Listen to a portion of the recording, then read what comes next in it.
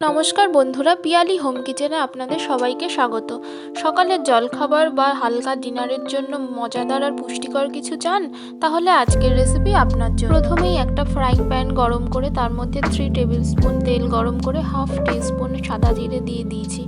জিরে ব্রাউন হয়ে গেলে তার মধ্যে একটু আদা কুচি আর 3-4 টুকরো লঙ্কা কুচি করে দিয়ে দিয়েছি। সব কিছু হালকা নাড়াচাড়া করে নিয়ে এবার একে একে সবজিগুলো দিয়ে দেবো।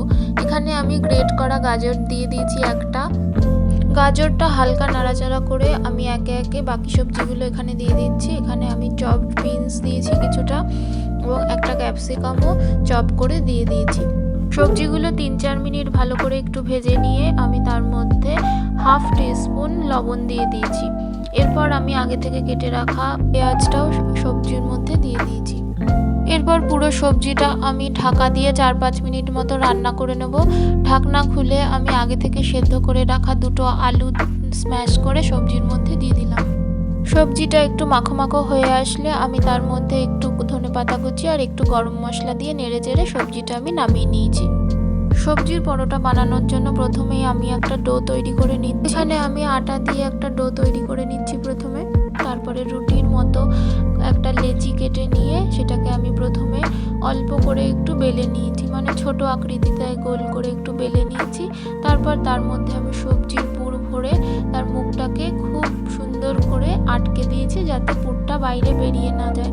তারপর খুব হালকা হাতে আমি এই ডোটাকে বেলে নিয়েছি। এটাকে খুব সুন্দর করে হালকা হাতে বেলতে হবে, নইলে সবজির পুরটা বাইরে বেরিয়ে যেতে পারে।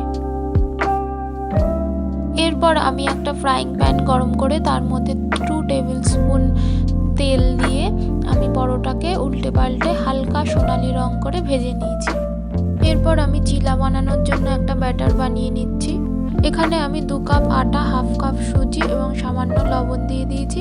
তারপর অল্প অল্প করে জল মিশিয়ে একটা পাতলা ব্যাটার বানিয়ে নিলাম। এরপর ব্যাটারের মধ্যে আমি আগে থেকে রান্না করে রাখা সবজি দিয়ে দিয়েছি। তারপর একটা ফ্রাইং প্যানে অয়েল ব্রাশ করে আমি চিলার ব্যাটারটা দিয়ে দিয়েছি। হালকা হাতে আমি চামচ দিয়ে ব্যাটারটাকে একটু ছড়িয়ে দিয়েছি। তারপর মাঝারি আঁচে চিলাটাকে উল্টে পাল্টে সেঁকে নিয়েছি।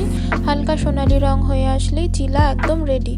বাচ্চা থেকে বয়স্ক সবার জন্যই এই খাবারটি খুবই স্বাস্থ্যকর। আপনারাও বাড়িতে বানান এবং কমেন্টে জানান কেমন লাগলো।